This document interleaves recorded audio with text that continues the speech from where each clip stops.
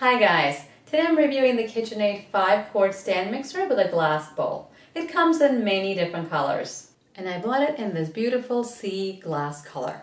This unit weighs 29 pounds, measures 13 and 15/16 inches tall, 8 3/4 inches wide, and 14 1/8 inches deep. It's about 3 pounds heavier than the model with the steel bowl. The bowl is glass. There are measurement markings on the bowl. Included is a 6-wire whip, burnished metal dough hook, and flat beater. Everything is hand wash only. It has 5 rubber feet on the bottom. When you move this lever, the head tilts up.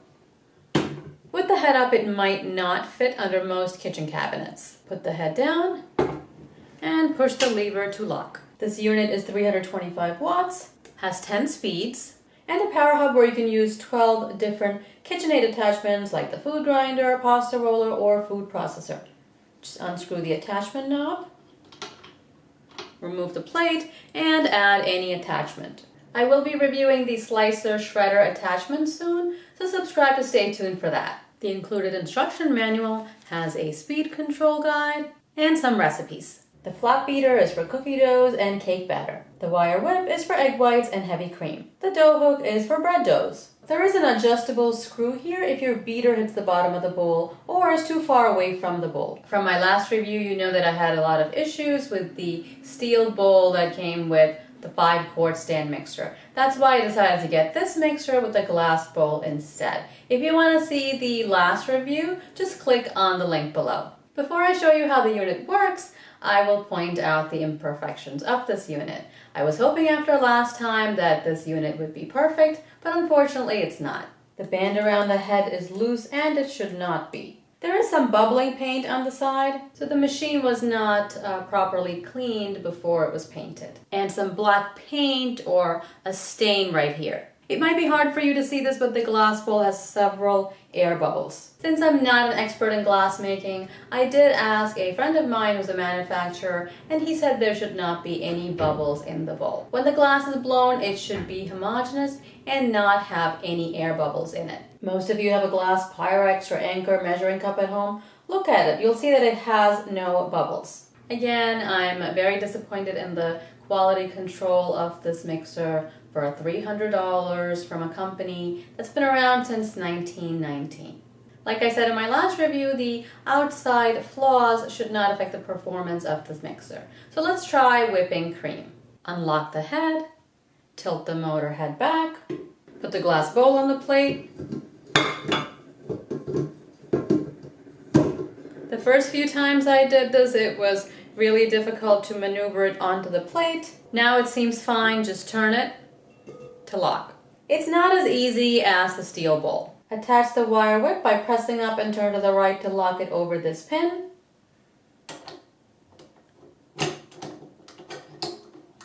And turn and it'll lock. Put the motor head down and lock it.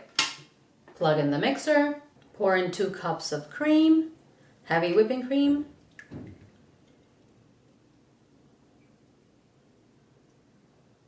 Start at a low speed and work your way up. We'll go up to speed 8, which is best for whipping cream.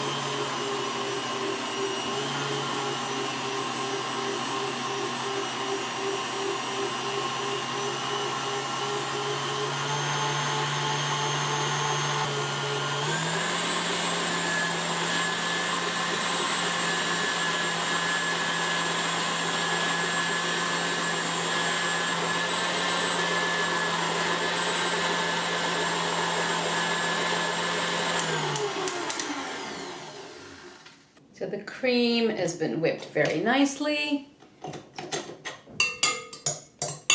This is a soft peak stage. Of course, you can go and whip it even longer if you want stiff peaks. It's a nice, beautiful bowl of whipped cream. Really quickly. It does reach to the bottom of the bowl and just about all of the sides. There might be a very thin layer around the sides that the beater might not get to. You might have noticed when I was whipping there was a little bit of the cream splattering outside the bowl. You can get a pouring shield. There was a pouring shield that was included in the last review of the mixer that I did. So you can purchase that separately if you'd like. Twist and pull up to remove the bowl. Just be careful of the glass bowl so it doesn't touch the pin of the head. I'm going to clean this up and make cookie dough next. For the cookie dough, we'll use the flat beater. I've got 2 sticks of softened butter. I'm going to add sugar. We'll take this up to speed 4.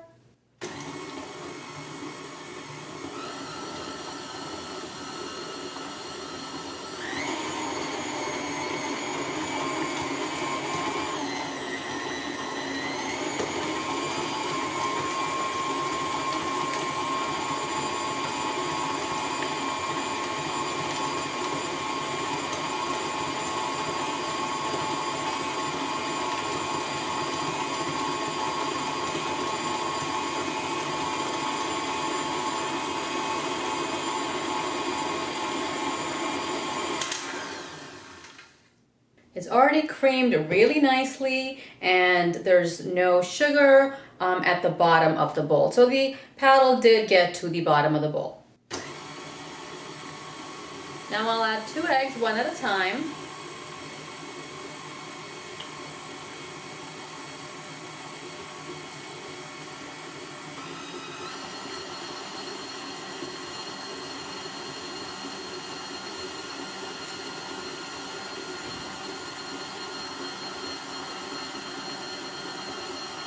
And a teaspoon of vanilla.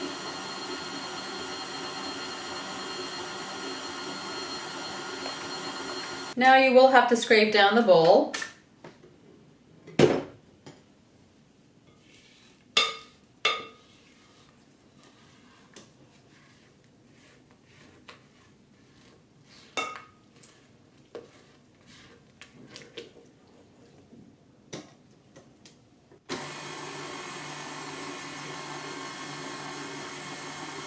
With the speed on 2, I'm going to add my 2 1/4 cups of flour with a teaspoon baking soda and a half a teaspoon salt.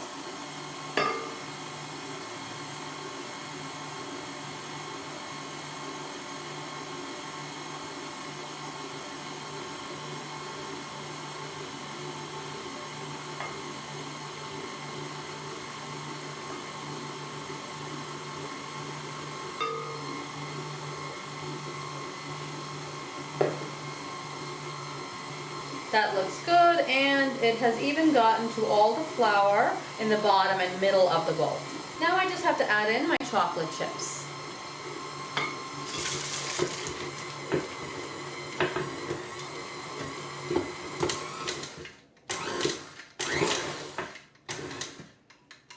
And it's all done. The clear bowl is nice because you can see all the ingredients while you're mixing.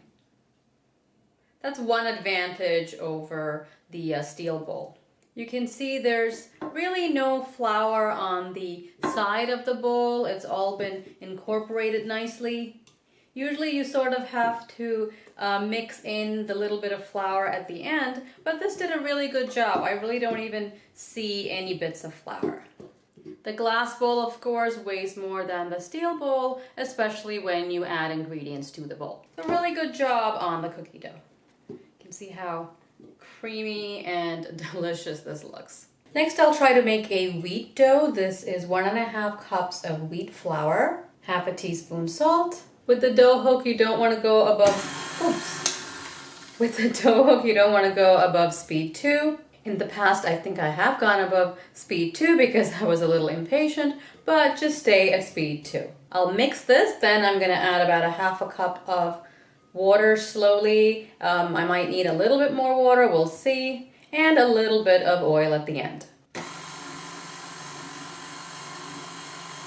I'll add my water slowly.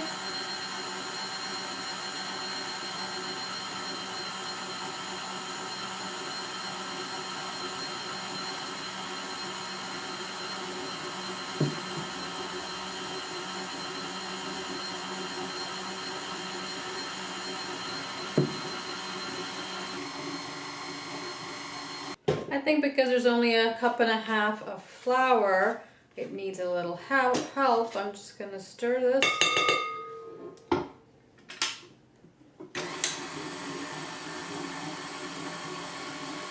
Add a little bit more water.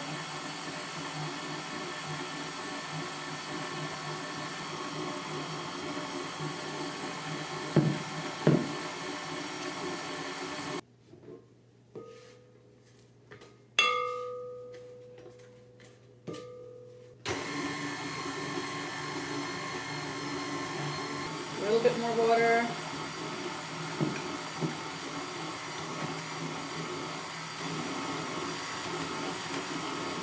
Now you can see it's finally coming together.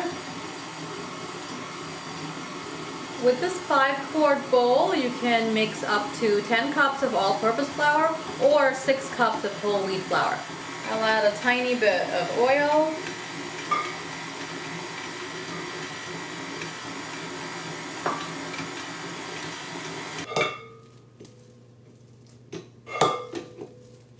It has come together. I'm just going to try to see if I can knead it a little bit more.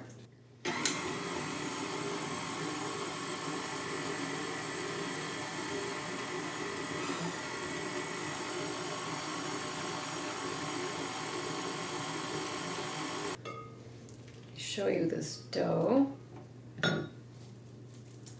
It's a nice soft dough. You could always sprinkle a little bit more flour on here and just mix it in.